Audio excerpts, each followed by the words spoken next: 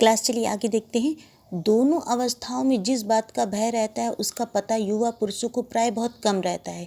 यदि विवेक से काम लिया जाए तो यह भय नहीं रहता, पर युवा पुरुषों प्राय विवेक से कम काम लेते हैं। ठीक है, हम इन दोनों अवस्थाओं में जिस बात का भय रहता है उसका जो है युवा पुरुषों को बहुत कम पता रहता है। ठीक है, क्योंकि यदि कम पता रहता है तभी तो वो गलतियां करते हैं। यदि हमें पहले से कुछ मालूम रहेगा तब भी हम मित्रता करते वक्त क्या करेंगे, बहुत ध्यान से काम करेंगे, बहुत अपनी बुद्धि से काम लेंगे कि हमें किस प्रकार की मित्रता का चुनाव करना चाहिए। ठीक है, लेकिन युवा पुरुषों में क्या होता है, बुद्धि जो है रहती तो है लेकिन वो अपनी बुद्धि का प्रयोग थोड़ा कम ही करते हैं।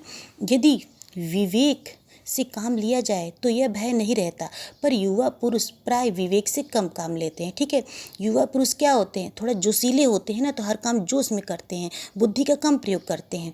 कैसे आश्चर्य की बात है कि लोग एक घोड़ा लेते हैं तो उसके गुण दोष को कितना परख कर लेते हैं। ठीक है ना, घोड़ा ही क्या, हम कोई भी सामान लेते हैं तो क्या करते हैं, उसको 10 बार देखते हैं, उसको परखते हैं अच्छा है कि नहीं अच्छा है। ठीक है ना, तो यदि यहाँ पे घोड़ा ही लिखा है तो यदि हम घोड़ा ही लेते हैं तो देखेंगे ना घोड़ा कैसा है, उसके गुण के बारे में जानेंगे, उसके दोष के बारे में जानेंगे। ठीक है ना, 10 तरह की बात पूछेंगे तब न जाके घोड़े क्यों खरीदेंगे।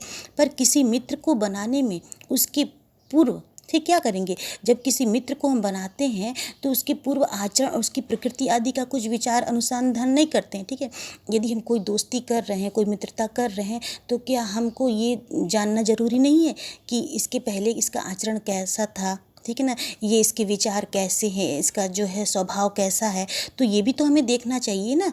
यहाँ पर शुक्ल जी ने इस बात को उठाया है तो ज़रूर इसमें कुछ गंभीर बात होगी। ठीक है, तो यहाँ पर यदि हम मित्र का चुनाव भी कर रहे हैं तो हमें क्या करना चाहिए, उसका भी अनुसंधान करना चाहिए, उसका भी खोज करना चाहिए। ठीक है ना, कि यदि हम कोई मित्र बना रहे हैं, क्योंकि मित्रता क्या होगी, एक बार बन गई तो मित्रता लंबे समय तक चलती रहती है।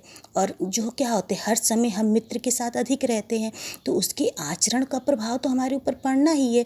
तो हम मित्रता करते वक्त भी जिस प्रकार हम घोड़े को खरीदते वक्त उसके गुण दोष को देख रहे हैं, तो उसी प्रकार मित्रता करते वक्त भी तो हमें हर बात की जानकारी रखनी चाहिए कि जिससे मित्रता कर रहे हैं वो कैसा है, उसका स्वभाव कैसा है, वो मित्र बनने योग्य है कि नहीं। वे उसमें सब अच्छी बातें मानकर अपना पूरा विश्वास जमा देते हैं और हम क्या करते हैं, हम थोड़ी ही समय की बातचीत से उस पर एक विश्वास कर बैठते हैं।